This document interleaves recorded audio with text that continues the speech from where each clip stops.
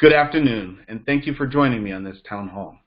As we turn the calendar to April and prepare to celebrate Holy Week, Passover, and Ramadan, I'm reminded that our shared values of love, empathy, and kindness towards each other are what define the best of our communities. The current COVID-19 crisis reminds us of our interconnectedness and forces us to think of others on a scale that inspires a collective outpouring of heroism and ingenuity. This disease magnifies the importance of acting as one, for we are all bound in our sacrifice for the common goal of protecting ourselves and the well-being of our neighbors. Yet we have those who challenge those values, our shared goals, and the promise of our democracy. History has taught us the immeasurable cost of inequality, of institutions designed not to protect, but to deprive our citizens of their liberty and rights. I am deeply burdened by reports of violence and harassment against members of the Asian American and Pacific Islander, or AAPI, community. These attacks range from verbal harassment to brutal physical assaults, and Pennsylvania is no exception. A local outreach ministry serving the homeless reported the robbery of an AAPI woman in Montgomery County, whose blanket was taken from her because she was Asian.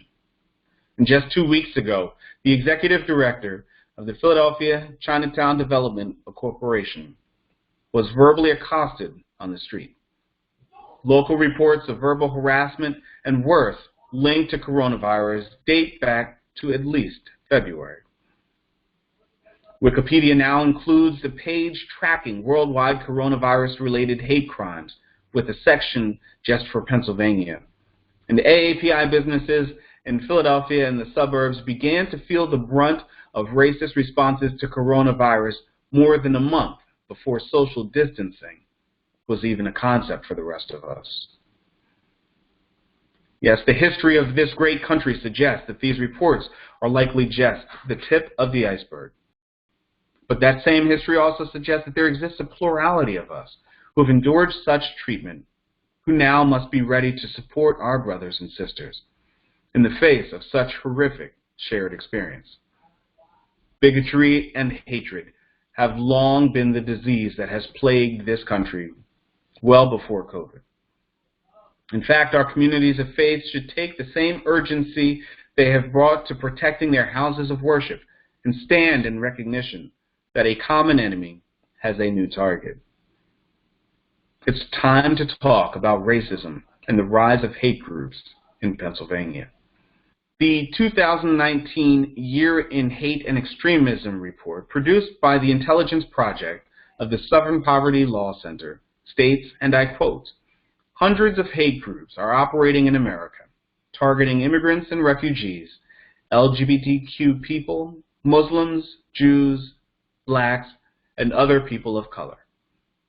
The SPLC goes on to warn that violence and extremism of hate groups is, quote, "not merely a criminal crisis in America, it is also a political crisis and has to be engaged politically." I agree with the SPLC's call for a national movement against hate violence in America. There is an unfiltered racist rhetoric that has found a home in the dark web and sanctuary in our national dialogue. We must have a movement against organized bigotry by all levels of government. SPLC's Hate Watch identified 36 hate groups and 42 anti-government groups active in Pennsylvania during 2019. The Anti-Defamation League recorded 171 hate-related incidents in Pennsylvania, nearly one every other day during 2019. Of the 171 incidents in the state, 69 occurred in Pennsylvania, and 4 took place in this very district. These are just the incidents that were reported to the ADL. Many are never reported. You see, Pennsylvania has a chronically low reporting rate to the FBI, and our statute defining what constitutes a hate crime is overly restrictive and outdated. The current legal definition includes only the categories of race, religion, and ethnicity, placing Pennsylvania law among the weakest in the country. We are fortunate to have the PA Human Relations Commission that enables the reporting of bias incidents that do not meet the threshold of a statutory hate crime, and many states do not have this type of mechanism. Yet there is no substitute for adequate legislation and the support for law enforcement. But there is good news. In October of 2019, our state representative, Steve McCarter, was one of 42 members of the Pennsylvania House to co-sponsor 4 bills that are known as the Hate Crimes Legislation Package. These reforms will fulfill the recommendations by the SPLC report by, quote, educating, training, and assisting civil society to effectively respond to social movements that exploit bigotry and intolerance. I will continue this effort when elected and move further to ensure language accessibility, victim services, and resources for law enforcement.